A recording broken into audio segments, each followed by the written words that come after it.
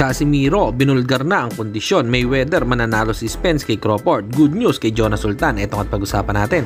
Pero bago ang lahat, pag-subscribe po ng channel ko. Huwag niyo na rin kalimutan i-click ang notification bell para lagi kayong una sa balita. Mabagal na laban ang aasahan. Balita sa mga pambato na isasalang. Pasabog na video, lahat yan nandito. Nino Cruz TV ang iyong paborito.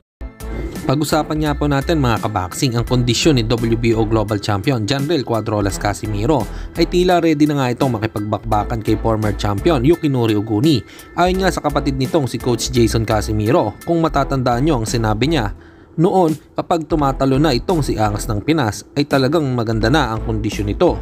Kapansin-pansin nga sa galaw ni Cuadrolas na well prepared na nga ito.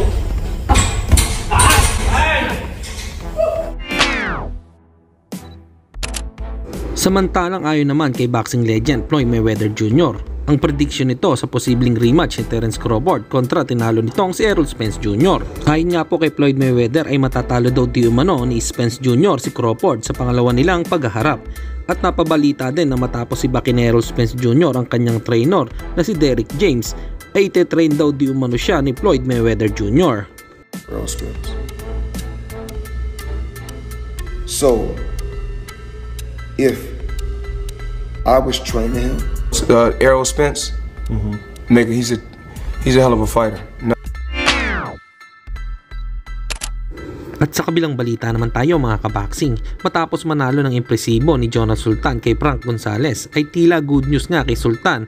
Napabalita kasi na meron na agad itong kasunod na laban na ibahagi nga ni Coach Jobin Jimenez. Sa darating na November 1, muling lalaban si Jonas bagamat wala naman nabanggit kung sino ito.